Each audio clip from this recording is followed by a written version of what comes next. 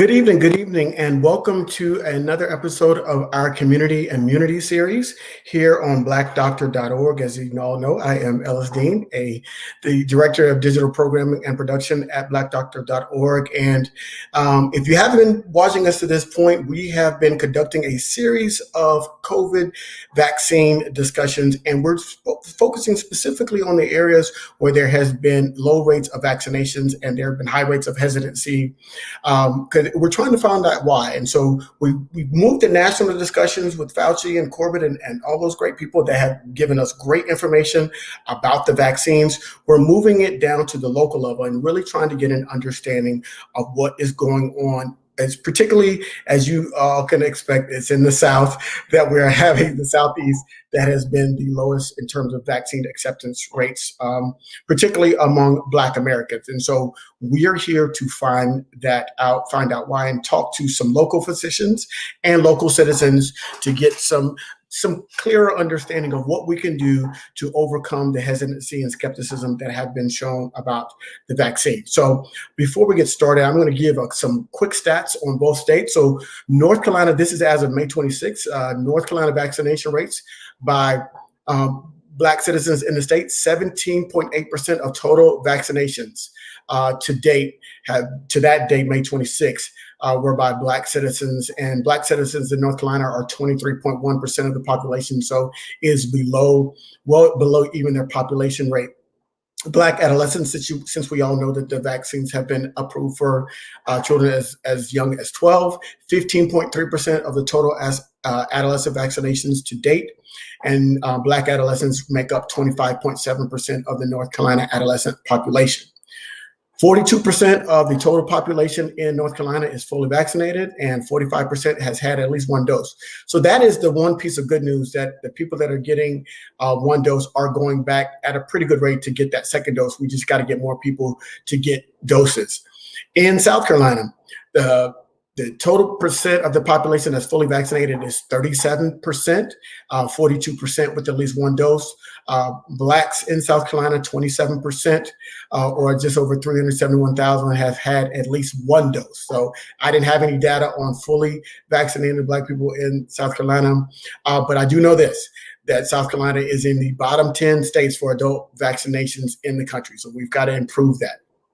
On the national data, 8.7% of Black Americans are fully vaccinated. That's about 8.1 million Black adults. But Black people represent about 12.4% of the total U.S. population. So as you can see, we're lagging behind especially when you consider there's 150 million people that are fully vaccinated, or 45.2% of the population. So what do all those numbers mean?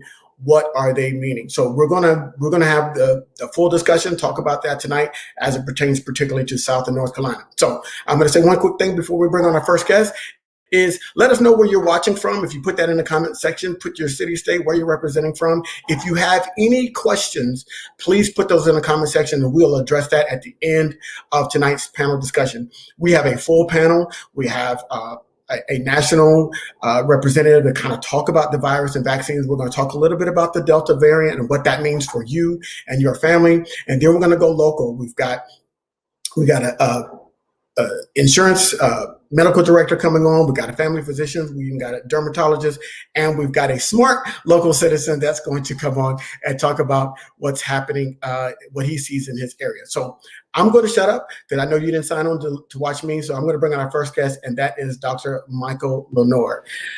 Dr. Lenore, how are you doing this evening, sir? Yeah, I'm doing fine, sir. And you? I'm doing well. You know, it's funny. As we continue to do this, we know new information keeps coming up, right, about the virus. And so the biggest news and the most latest news has been about this Delta variant. Could you help our viewers understand what the Delta variant is and what it means in terms of vaccinations? Well, variants are really mistakes that the virus makes in trying to replicate. The coronavirus gets into cells and takes over your cell's production mechanism and then starts to make viruses of its own, but it makes mistakes. But some of those mistakes, while they may not be efficient for the virus, are more efficient in infecting other people. And the longer we go, the more people who are infected, the more likely we are to have more creative and aggressive variants. The latest variant was called the Indian variant, but I guess that wasn't proper language. It's now called the Delta variant. The difference between it and the COVID virus, the original virus vaccine, is it's more infectious. It tends to attack younger people. And also, it puts more people in the hospital. And I haven't seen the death rate statistics, but it's just one of many variants that are around the world. But this is the most dominant variant in many countries now, and will be the most dominant variant around the world. I think that what we have to realize is that we had polio in this country for 50 years, which was a perfectly safe vaccine. And the virus was still around for 50 years, even though the vaccine was present.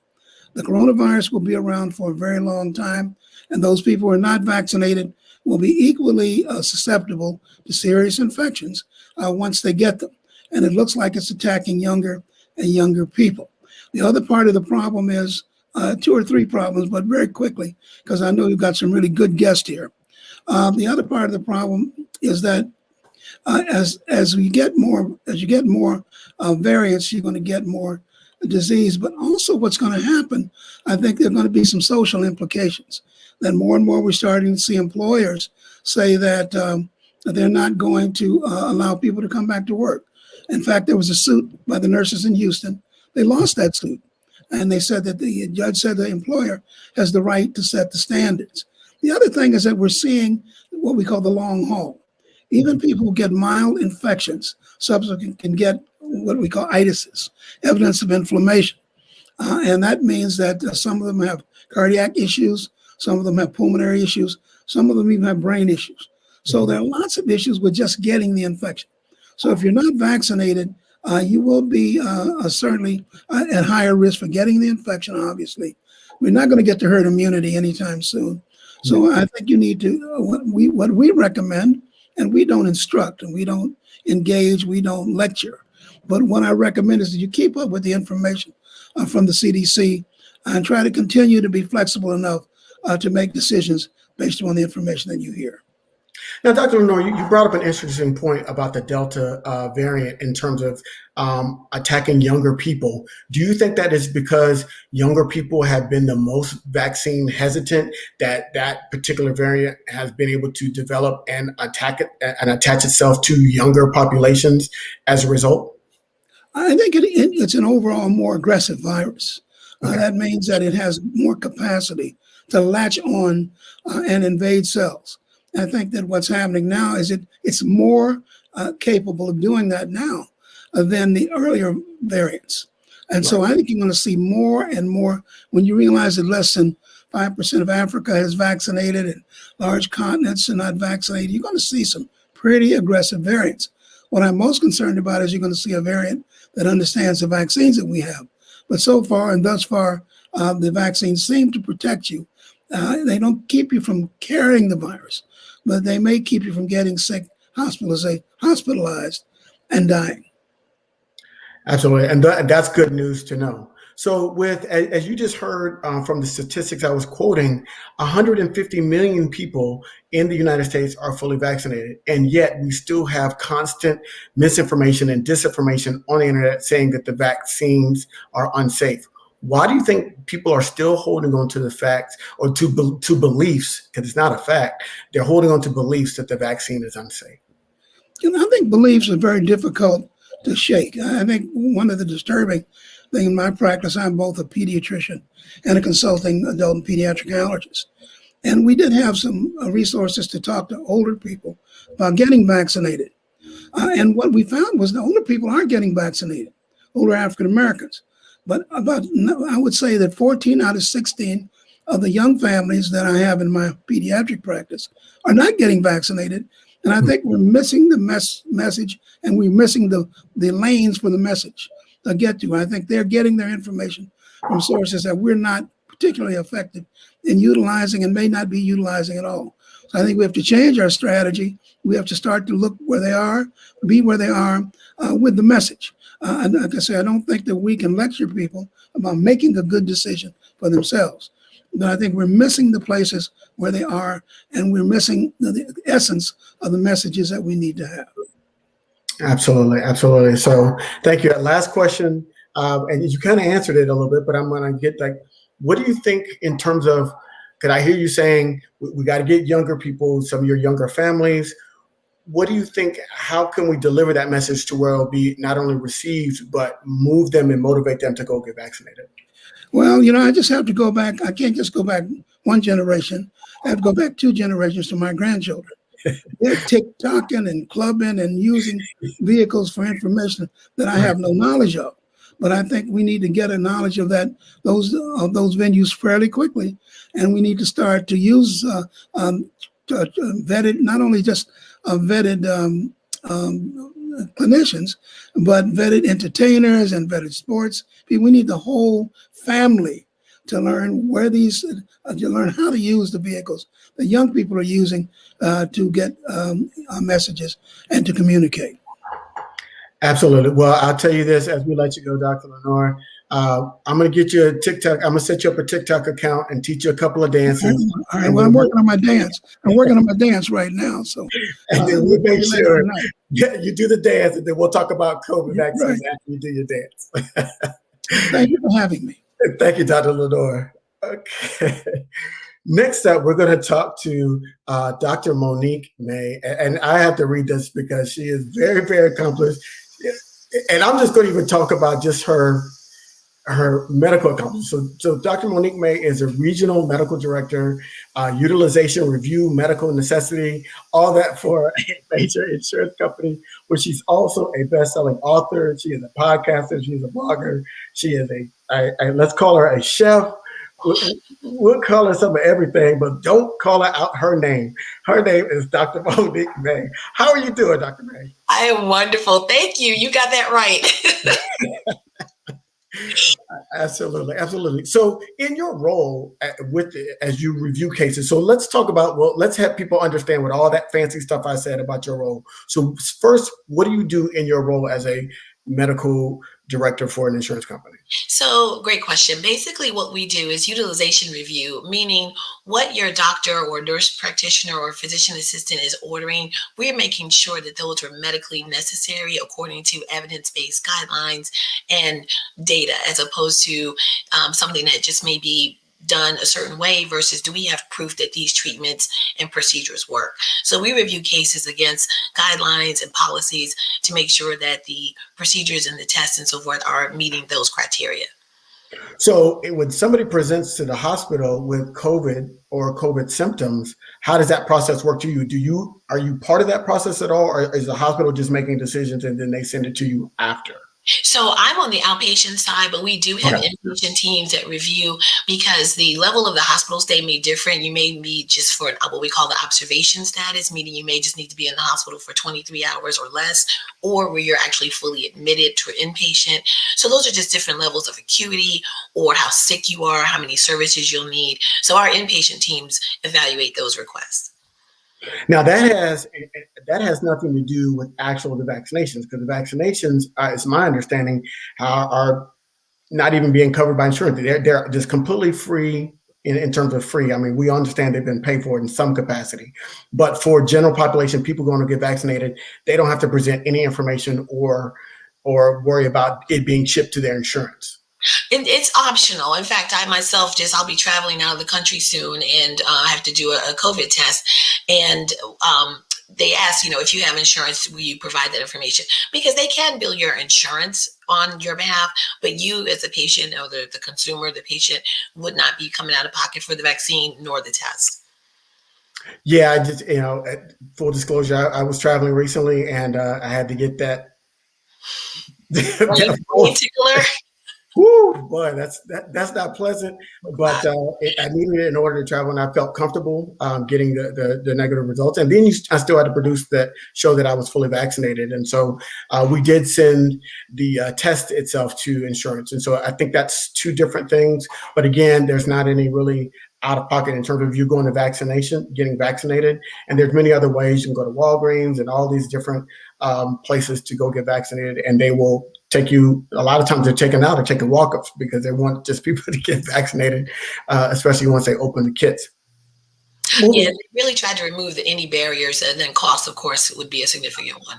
Absolutely, absolutely. So, um, why do you think are some people are more concerned about the long-term effects of the vaccine versus the long-term effects of COVID? I think all of it is due to fear of the unknown. Okay, we're familiar with the flu, we're familiar with chicken pox, things that have been around that we know about. But you have this new player, COVID, and there's so much, this time last year, there was so much that we did not know. And we're still learning day to day to day. So I think a lot of it is fear. There was also some hesitancy or skepticism because the vaccine was developed so quote unquote quickly. Right. And although that really isn't true, the framework for it, so shall you say, was already in the works, and they just had to adapt it and formulate it for COVID. So anything new, anything novel I think it's human nature to meet with some skepticism. And then if you factor in, the historical and the racial issues with healthcare and the healthcare disparities, it's a perfect storm for people being leery and distrustful. Absolutely, absolutely. But even say I could go on, and so I'm going to be quiet. We only got a short amount of time on that. But yeah, you're absolutely right. It is the perfect storm because we've got history and a documented history of racial disparity and basically attacks on Black and brown people with regards to the medical community, and then you've got this new novel coronavirus that it's not really new because the coronavirus has been studied for at least 10 years. People don't really recognize that it was in the animal population before it got into humans, and then mRNA technology had already been in existence. And so what we did was our government said, oh, here's a bunch of money. I'm taking the R&D process out of your pockets in terms of the companies that are creating the vaccine. We'll just buy whatever vaccines you create. And so that's how the process, but they didn't skip any steps because there are definitely processes in place that have to be taken into account, or otherwise they wouldn't have got the emergency use authorization from the FDA. People, that's my soapbox. I'm off of it. So I'm gonna ask you this next question in terms of, we talked a little bit about the Delta variant, and now we're in the summertime. Things are opening back up around the nation. How concerned are you that there might be another surge among people that are unvaccinated and not vaccinated people? Well, definitely the people who are not vaccinated, their surge risk was probably always there, right? Because as you've mentioned earlier, we're not at herd immunity, and that would be probably the only thing that would really protect those people. I am also concerned about those of us who are vaccinated because, again, we don't know. Do we need a booster? Do we not need a booster? And so for those of us coming up on 6 months or so of being vaccinated, when would we need that booster? And so, yes, definitely those who are unvaccinated, the concern is still there, which is why we still recommend certain masking, guidelines. But the concern very well could be there for those who are vaccinated too, just because of the possible need for a booster, which is probably very likely. So here's an insurance question. Do you think people will have to, if they've had COVID and survived it, will they have to start listing it as a pre-existing condition for insurance purposes? Well, it's part of your medical history, and as was mentioned earlier, because of the effects, it can affect the brain, the heart, the lungs. That is an important part of a person's history. If they're presenting to a doctor with a complaint, with something maybe they didn't have before COVID, that would be very, very useful and informative information. And so I hope that, people won't feel like they're being punished because they are sharing that information. But it's just like if you had cancer or even a family history of certain diseases, all of that information is needed to give you the best treatment that your physician can and to advise you on how you can make informed decisions about your health and treatment. Excellent. That's a point that I heard that earlier, and so there's a question that says, "Will it impact life insurance?" Potentially, I think that's we don't know yet. We don't know. Yeah. So, but again, it is part of your medical history, and so when you're presenting to a doctor, if you have, let's say you have a call or you're starting some shortness of breath, and you go to your doctor to get it treated, and you have to list it. Hey, I've had COVID before. That might be a factor into why you're having the shortness of breath or a cough, or if you've got starting to have migraines and migraines weren't part of your previous conditions leading, and then you have COVID and all of a sudden you've got migraines, you can't rule it out. And so therefore, I think we have to really be cognizant of that whole situation going forward. So it's a mixed bag. So stick around. We're going to have some questions at the end. We're going to talk about it as a roundtable discussion, but I'm glad that we were able to kind of talk a little bit about the insurance, and we've got a specialist here in Dr. May. So thank you so much, and we'll see you later in the program. Certainly. Next up, we're going to bring on Dr. Brooke Jackson. She is a board certified dermatologist in the Durham area in North Carolina. So I want to give a shout out to Durham in the house. So Dr. Jackson, how overall, as a dermatologist, I know you're not dealing with COVID on a daily basis, but as a dermatologist, how has the pandemic affected your practice? Yeah, well, we actually do deal with COVID on a daily basis. Okay. All right. Because we have patients who have had it, and your skin is your largest immune organ.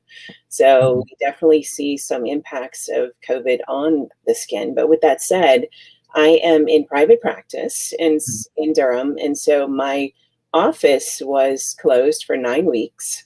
Okay. And, we did our best to maintain our staff. And so we definitely felt the financial impact of having a business closed for 9 weeks. I'm also a mother of 3 children who have been out of school for 18 months and, being homeschooled. And so it is really impacting a lot of different areas. And I will also share that my mother died of COVID in January. And she was being cared for by a caretaker was not vaccinated because the home health agency did not require that. And so she was scheduled for her vaccine on January 18th. We found out she was COVID positive on the 14th, and she died on the 27th. And so, this is very personal for me.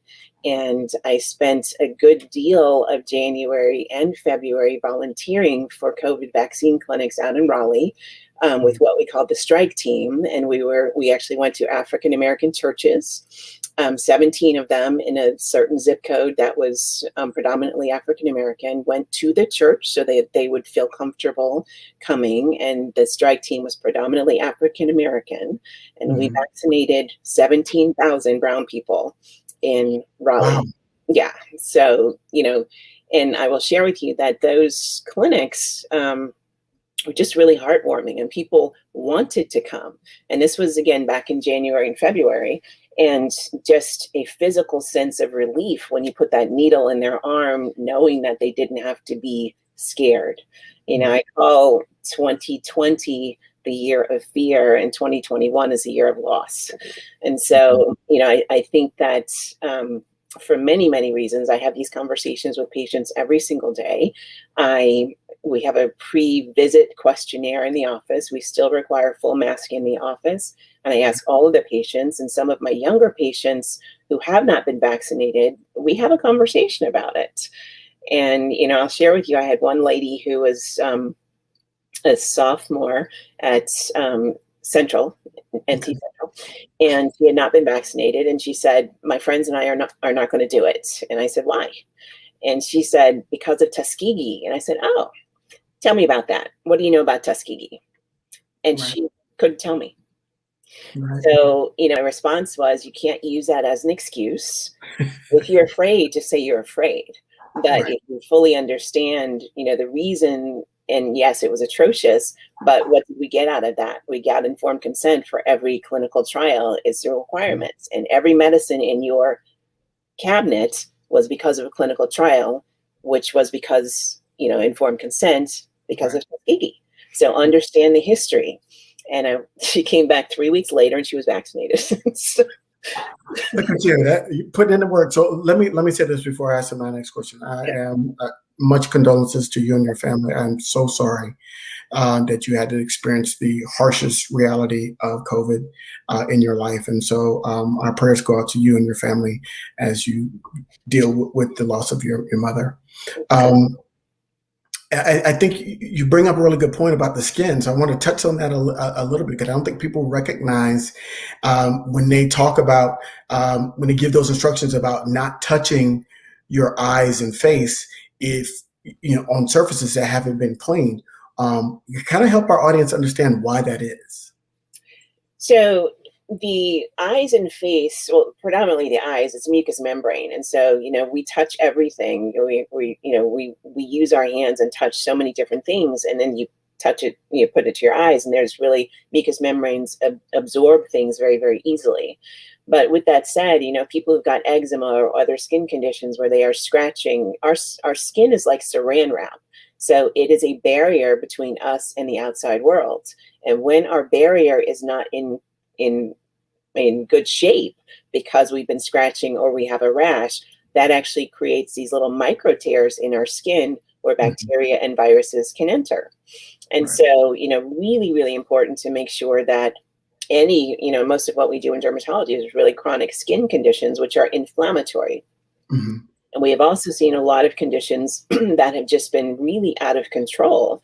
And, mask knee, everybody is wearing a mask. And, associated with that, probably 15 times a day, I have to share with patients who are very frustrated that their eczema, acne, and hair loss, which is absolutely associated with stress, is not getting better. And I have to share with them, we have all been in a state of survival mode for over a year, and that has a tremendous effect on your immune system. And when your immune system is not functioning well, of course, your skin's not going to look great. So, it's all a full circle. But, I really do have to tell people, you got to adjust your expectations. We are in a pandemic still.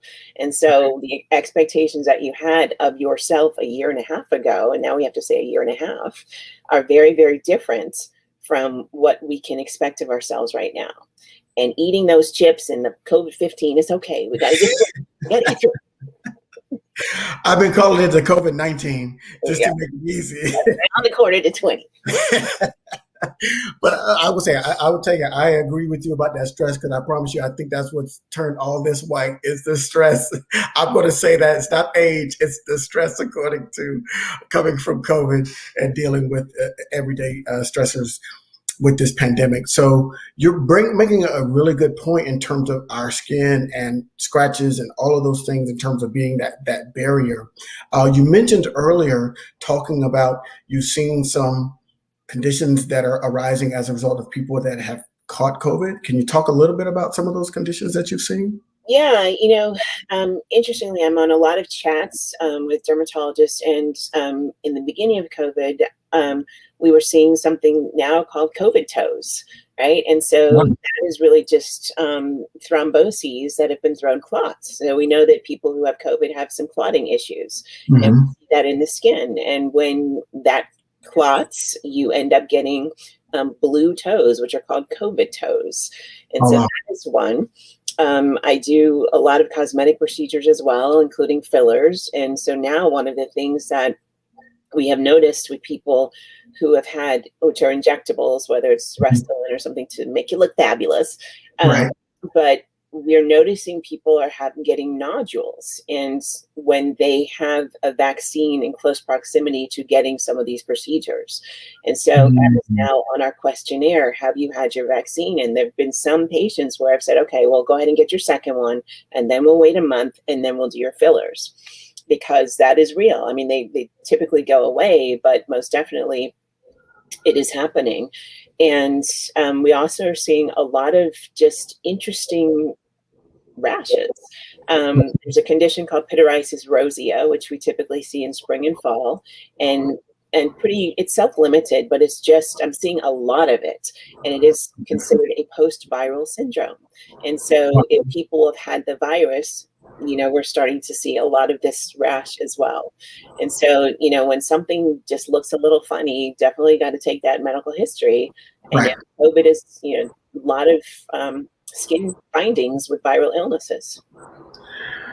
Well, yeah, I mean, that was one of the things that when I was doing research on COVID and reading subsequent research on it, initially it was considered to be vascular because people were coming with respiratory issues, but now it's like, I think people are saying it's a vascular illness, and so that's affecting much other areas in terms of the clotting. We're talking about brain fog, possibly having some brain issues, enlargement of the heart.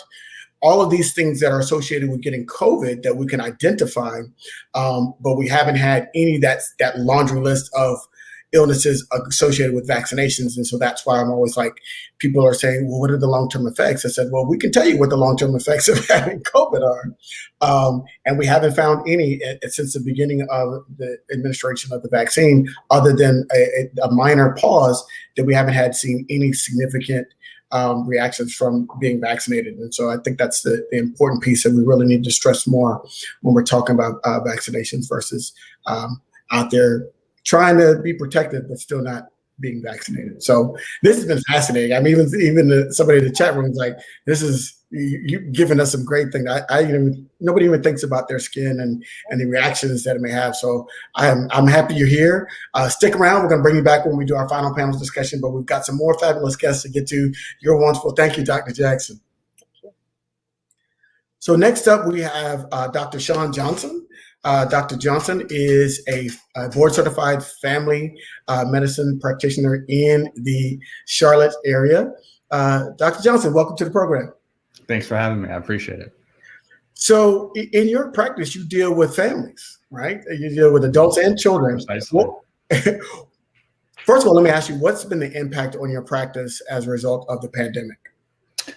Well, we've gone through quite a few changes actually early on, and a bunch of my colleagues can attest to this, is that before we really had sound information about this pandemic, is we were trying to make our practice safe for people to still come back into the practice for your diabetes check, for your high blood pressure. So we were trying to figure out, yes, we're masking. Should we be wearing goggles? How should we have people checking in?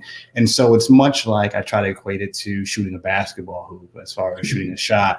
The basket's not moving. I can sink pretty much free throws about 70-80% depending on the day. You start moving that basket. Dr. Ben Simmons, please. Exactly. But you start moving that basket, and we're trying to shoot at a moving target. Okay, and that's kind of how it's been since the beginning. So it was a huge struggle trying to get folks to come in for those diabetes checks when they know, hey, that's the doctor's office. I kind of parallel that with the hospital. That's a dangerous place. I don't want to go there. So that was the biggest change, and kind of having to deal with folks and trying to meet them where they are. Dr. Lenore really hit that nail on the head and kind of saying, we got to figure out where individuals are. And for my patients individually, it really was, all right, well, we got to see you for diabetes follow-up. What if we do a virtual visit? We set you up for a 5-minute in and out lab draw that you can do early in the morning before other patients come. And so trying to figure out how we can adjust our schedule to meet the needs of our patients and still respect that concern that was going on from the beginning of the pandemic and continues to this day, where we just have a lot of questions up in the air. Right. So you're bringing up some good points in terms of, I'm going to ask about later in terms of the impact that it's having on patients since they're not coming in. It's harder if they've got diabetes, if they've got hypertension, because those illnesses aren't going away. They are still there, but people aren't going to the doctor. And so have you noticed there's been an exacerbation of some of these other illnesses as a result? Very, very much so. It's not in a hurry to have a patient come in. I'm kind of, hey, I haven't seen you in about 9-11 months. How have things been going? And all of a sudden, a controlled diabetic now is in the uncontrolled situation. If we put that into the context of the pandemic, that increases your risk for complications should you catch COVID. Right. And so it's a really tough challenge as far as making it safe for people to still come back in. At the same time, respecting their concerns. And so, yeah, I've seen some definitely folks come in uncontrolled where previously they were very well controlled for 4, 5, 6, 7 years. So when you're talking to people and they if they ask you questions, what questions are they asking you about COVID or the vaccines that they may have, and as a reasoning as to why they're not vaccinated now? Yes, and that's the biggest question. And so, kind of what you talked about earlier, how does that change my practice? Well, now I got to budget in about 5 or 10 minutes of a 15 or 30-minute slot where we need to talk about this because it's something that's affecting our community. Right. And so, the questions anywhere from, this was a rush job as far as getting the vaccine approved, the safety isn't there. The big thing actually had a web day of the information popping up in regards to the blood clots. And when you look at that, the biggest thing is you got to step back and look at it in context. You had 7 people out of 7 million that received that specific vaccine. Well, that's 1 in a million having that clot. If you look at the incidence of that actual specific type of clot in the population, it's actually higher in non-vaccinated people. If you look at different sources, it's 2 to 5 per million versus 1 per million. And so it's that kind of misinformation that we kind of brush over, or people just kind of make the tick videos making the jokes about some of the side effects or some of the things that we've seen pop up when there's really not a lot of science behind it and behind these accusations as far as that. Right. And what do you attribute that to? I'm getting more into opinion than medical advice, but I'm just saying, what do you attribute that to when people are leaning more into affirmation versus information? Well, you got to look at the person's general, where they stand as far as if you're against the vaccine, you can find anything and everything on the internet to support that. Just like I can kind of say, hey, Tic Tacs will cure male pattern baldness. I can say that on my website, and a fair amount of people might believe it. Right. But when you have that type of misinformation, it's such a serious topic, it's very, very dangerous. It's important for individuals that have done the research, whether it be a healthcare provider or whether you're just a family, but a family member that has done the research or talked to their provider about those questions, that you share that information or pass it on. That's really the only way we can kind of dispel these mistruths. So last question for you, Dr. Johnson, is why do you think North Carolina, and particularly maybe even expanded out to the southeastern region, Black Americans have been more hesitant to getting vaccinated? Is it a political thing, or is it just a messenger thing, or is it a combination of both? It's huge. I mean, it's so multifactorial. I think that the areas in the country that really push to politicize the situation have done poorly. When you have individuals that are elected individuals that are in a place of power, a place of influence, now I'm not going to get that vaccine, and not really have any sound reason behind it. Right. It's tough. It's tough. And then I also take a step back. I look at the healthcare disparities in our country, and in certain areas is much more prevalent. It's a fact that if an individual does not have a primary care physician, they are much less likely to get vaccinated. Why? They don't have individuals they can trust, that they can go to and actually get factual information from. And that's why I made a point. If I'm running 5 minutes later, or I'm 20 minutes ahead, I have to have that conversation with the individual and figure out where they are. And I'm not the person to hold them down. You have to get this vaccine right now. Right. I do want you to make your decision on facts, though. Okay. And that's the biggest focus. And if you look at the facts, you got to weigh out risk versus the benefit. All right. And so, but I think that the lack of primary care physician is a big one. I think the politicization of this pandemic has been huge. And then we got to look at also not ignoring the rural areas where there are people of all colors, but we do have a lot of Black and brown folks in the rural areas where the information just isn't reaching. We did a phenomenal job in the Mecklenburg County area here in Charlotte, Wake County. Those are the most populated areas in North Carolina, and their rates are over 50%. But when you look at North Carolina on a broad scale, you have a lot of rural areas that are 20s, mid 20s, maybe tapping on 30% as far as vaccination rates. And that's a big concern. It's a big concern. And so we have to kind of make sure we're focusing not just in the urban areas, but also in the rural areas where people don't have that access to healthcare in general, including pandemic information. Absolutely, absolutely. So I can continue the discussion, but I got one more guest to get to, and then we're going to bring everybody back. So stick around for me, Dr. Johnson, and we'll see you there shortly. So next person we're going to bring up is Wade Dean. Wade Dean is a Eugene V. Cota Robles and Mellon Epic Fellow. He is a PhD candidate in the Department of Musicology at UCLA. That's in California. So, but he He might live in California, he may go to school in California, but he is from South Carolina, and he is a South Carolina native. And so we wanted to have him on tonight's program to kind of discuss. We've been heavily North Carolina centric tonight, and I was going to wear my Carolina blue, but I didn't want to do you dirty like that. So I went neutral. I went neutral with it, Wayne. So. There's always that SC State garnet and blue, right? You know. Absolutely.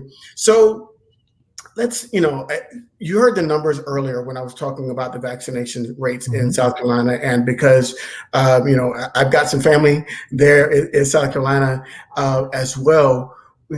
Talk to us about, why do you think that Black Americans have been in the state, have been more hesitant in terms of getting vaccinated? Is it a rural thing that they don't trust the people that are bringing in the vaccine or bringing in the message, or is it more of a political thing? What's your feel for the state?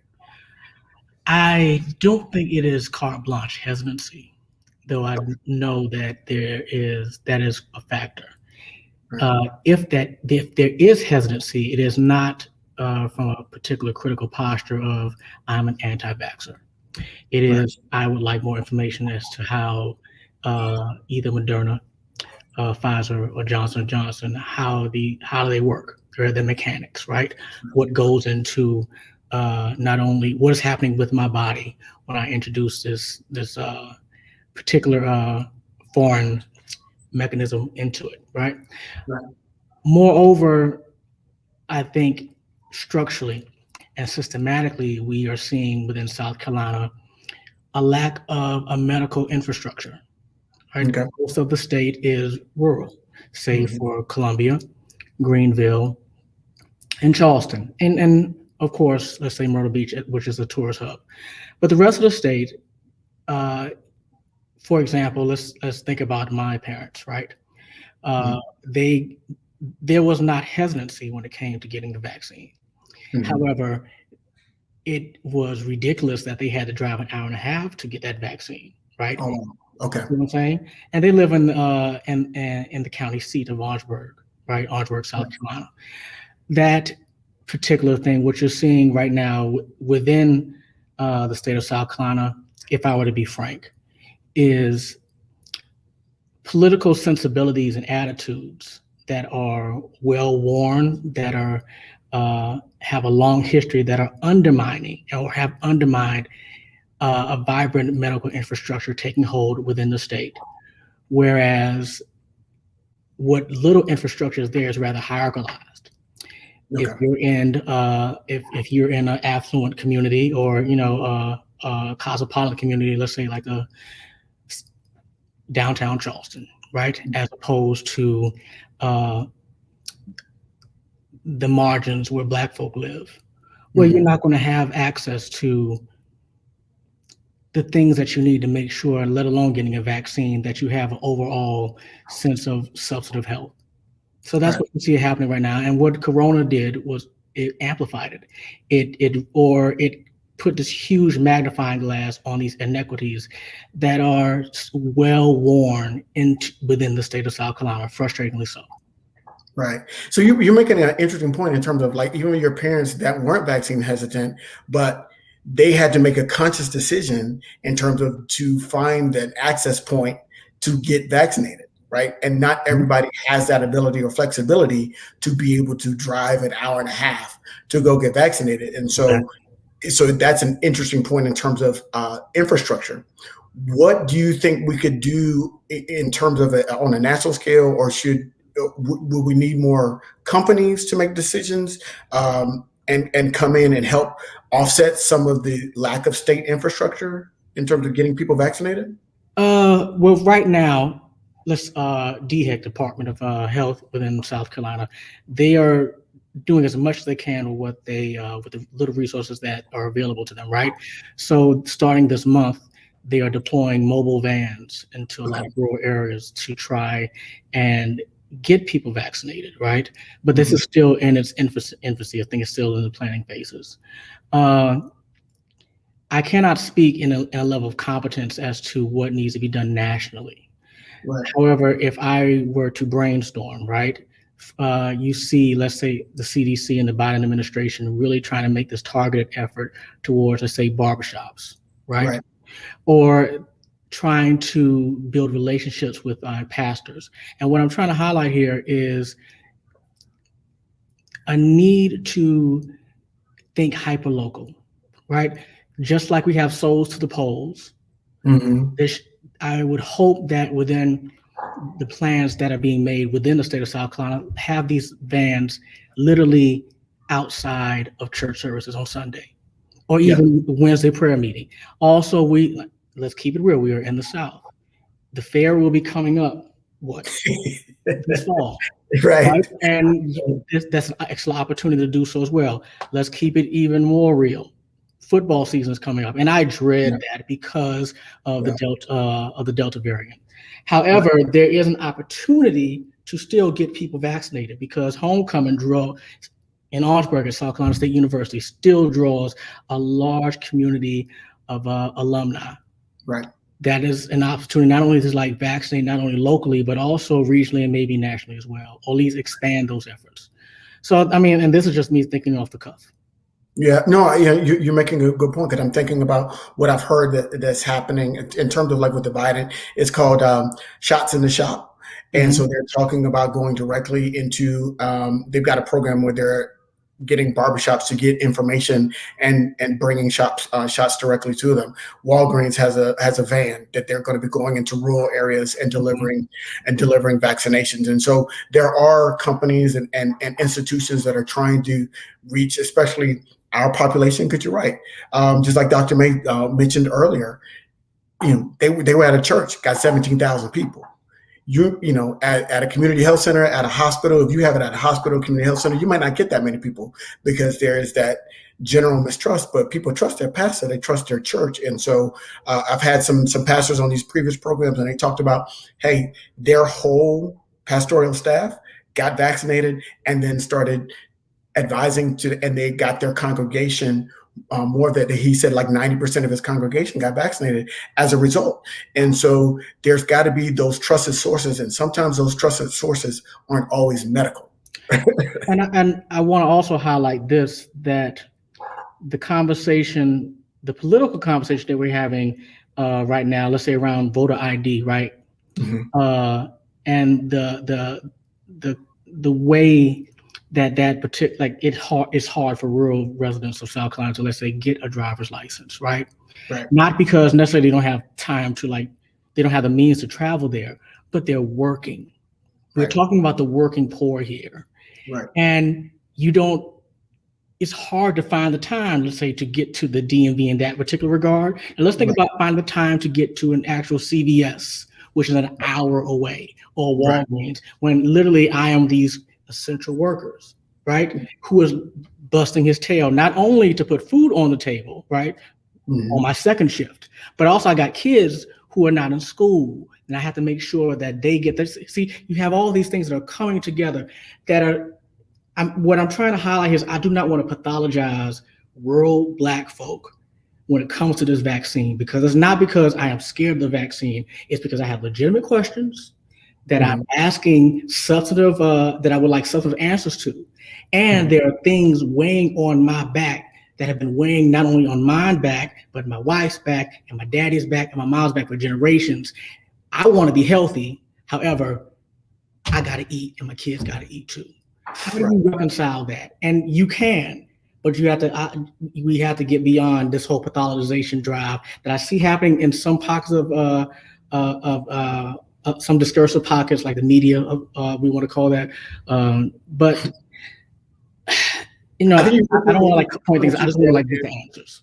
What you're referring to there, Wade, is that sexy term, social determinants of health, right? And so when we're talking about those social determinants of health, we're talking about access barriers, right? So driving an hour and a half requires an hour and a half worth of fuel in your car, which that you're not going to get back. And what is that costing you in terms of, if you have a lower income, if you are a working poor person, that hour and a half drive could be a week's worth of going back and forth to work. And so that's a significant decision that you make to go get a shot and then have to go do it again potentially because some of these vaccines, at least 2 of the 3, are a 2-dose shot, a 2-dose thing. So now you're talking about hour and a half there, hour and a half back, and have to do that again 3 weeks later. That's a significant barrier, and you might be a caretaker for an elderly parent. There's other factors. You've got special needs children that you can't take with them, can't take with you. So all those determinants are coming in, and it's not a pathology; it's the reality of life being part of the. Okay, it's sort of a gaslighting thing when you hear, let's say, state leaders like Harry McMaster saying. Flexing this whole the politics of personal responsibility, like, if you actually did what you're supposed to do, then you would have had a vaccine, or you might not have gotten sick in the first place. And I mean, I'm going to step outside of my scholarly bag here, and my response is, really, fam, but I think that's a whole generational side eye that Black folk have been giving this particular Black planter class constituency of the South for generations. And so I will shut up now. Well, I'm gonna bring everybody back because you using them big words now. I don't really understand all the big words you're dropping, that PSD. So bringing everybody back, thank you all. This has been a riveting discussion. And so as we're coming up towards the end of our hour, I promise you I was only going to take an hour of your time. So I want to take the final kind of 9 minutes or 8.5 minutes that we have left here for you to give your final thoughts with regards to tonight's discussion and where you think we're going. Do you have optimism or pessimism about the upcoming month? I know Biden has finally conceded that we're not going to hit our July 4th goal that he had in terms of reaching herd immunity. He's already conceded that. But do you have optimism or pessimism about the future in terms of getting people vaccinated? So we'll start in the order that we appeared. So Dr. Lenore, what are your thoughts about tonight's discussion, and do you have optimism or pessimism about the future? I have tremendous optimism just listening to the people who are on this phone call and the commitment they have to their community and the commitment they have to getting things right. I think then hopefully we'll have a forum so that people will hear what you have to say and utilize some of the tools that you suggested here. So no, I'm just proud to be among this group of people in the Carolinas. I haven't been born in the Smoky Mountains. I have some kind of every Black person that waves at you through the Smokies is related to me in some way. So I have Carolina roots, but I'm just very proud to be among such a talented group of people. So I'm optimistic.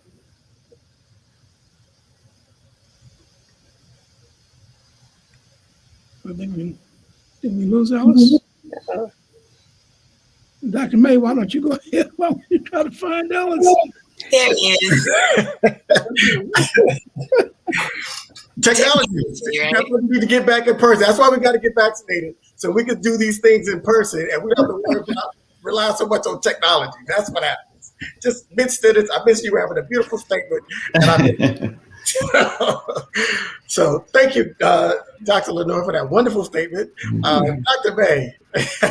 Well, welcome back. But yes, I would say I'm guardedly optimistic. I think the more that we do events like this and really kind of for us, by us, organic events that help to get the word out, help to engender trust, help to knock down some of these misconceptions, conspiracy theories, all of this stuff that does nothing to advance the cause. I'm hopeful that and optimistic that will help to get more people vaccinated and help to stave this scourge that we have right now. Absolutely. Real quick before we go on to you, Dr. Jackson, I'm going to put something up here. So if you've been watching us tonight, we just got a couple of questions that we'd like for you to answer. So I'm going to put this up here. This is for viewer feedback. So if you want to put it in the comment section, please do that, because we really want to get your input, because we are trying to tailor these programs to fit what you need, what information you need to help make a vaccine decision. And so which speaker tonight resonated with you the most? What information was most helpful for you? And did this event help you feel more informed or confident in making a vaccine decision? So you can answer that in the chat room. That would be greatly appreciated. So Moving on, Dr. Jackson, you're up. Yeah, I would say that I'm cautiously optimistic. I mean, I am personally reevaluating my conference schedule for this fall because, there are a lot of people who haven't been vaccinated, and I'm not trying to be an exhibit hall with them. Right. I will say that I do not take lightly my responsibility to have conversations with my patients, and I've made it a point to ask every single patient, especially if I haven't seen them in a while, how they're doing and what's going on, how this has affected you. And it is not lost on me what people are going through particularly. And so we talk about it, and that's why I always run behind, because a 15-minute visit turns into a 45-minute conversation. But, if I can be of help, and, I'm sending patients to therapists left, right, and upside down for their mental health concerns this year, which is absolutely real. It's devastating, and it's devastating the brown people's community. So I think that, we need to do whatever we can do to get over the fear so that we are not going to be more adversely affected. Absolutely. Absolutely. Dr. Johnson. I'm extremely optimistic, and for the sole reason that I come from a people that have overcome so much, and I don't think that this will be any different. I think we have a lot of work to do. I think we have a lot of information to share, but it's and events like this that really will make a difference in an individual's life, whether it be one person, whether it be 100 people. It's going to continue to cycle within our community as long as we continue to stay to the fight. I think we will come to a better situation within the pandemic. We just have to keep the conversation going. We have to continue to explore every angle of the pandemic. As Brother Dean said earlier, there's so many different layers. When we first started here in Charlotte, the largest systems had testing sites before the vaccine, testing sites all in Charlotte. And when we're talking about in Charlotte, we're talking about uptown Charlotte. So I'm saying, if I'm, again, back to your example, Dean, is that if I'm sick and I have to decide between going to my second job on time or going to uptown Charlotte, which is a 3-bus transfer trip, it's a no-brainer for me. And I had to, excuse my language, I had to raise hell to try and figure out, why don't we have these testing sites before the vaccine? Why don't we have these testing sites in our neighborhoods? Right. Why is that the situation? Like, it was ridiculous to me. And then you wonder why we see such disparities in individuals that are doing well versus not doing well during the pandemic. It was ludicrous. But again, with folks like us, and we're only 5-6 folks. There are a lot more of us out there. We have to continue to make the connections, bring the information to our folks, and we'll come through this like we have in so many different situations in our history. We just got to work. Amen. Mr. Dean. Mr. Dean, can we just get rid of pretense that you and I are first cousins, albeit you're older?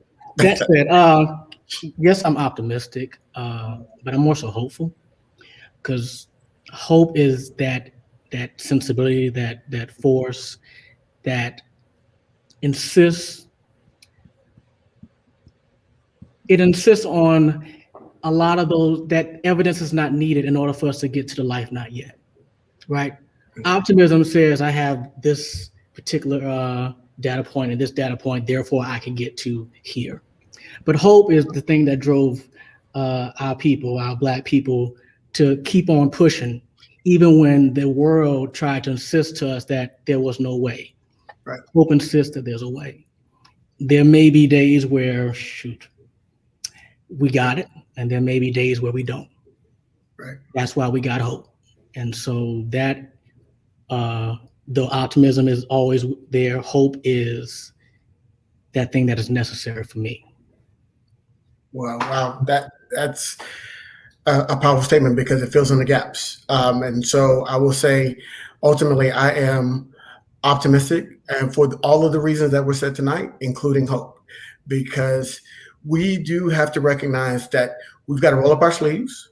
We've got to go out there and we've got to continue to work. We have got to be empathic with regards to when we're talking to people. We can't preach to them. We can't talk at them. We can't talk down. We can't be condescending. What we have to be is understanding. What we have to be is we have to listen. So I appreciate what Dr. Johnson is saying about taking that extra time with each patient. I know, hey, I've got to spend 5-10 more minutes with this patient to answer their questions, to give them the information that they need, and not continue to just walk through them and say, hey, here's the data points, here's the data, here's the data, here's the data. We can't data people to death. What we have to do is really listen to them, be transparent, and be empathic. And so I think with this group, I'm very encouraged. Every time we have these discussions, I get filled and I get strengthened by the fact that we have people out there that are doing what they need to do in order to keep our people safe and keep our community safe. And so that's why we're here. We're talking about community immunity and our communities coming together to stay safe. So I continue to encourage each and every one of you to continue the path that you're doing, continue the work that you're doing. And if you need anything from us at Black Doctor or from me personally, please reach out. Don't hesitate. You have my email address. You have my information. I will be there to help you out. So that's it for tonight. 1-on-1, 100, 1 hour, 1 minute. Wade, you know what that means? 1-on-1. It is what it is. So good night. Thank you for joining us. Good night. Make sure you leave your comments in the section after the program. Thank you. Thank you so much.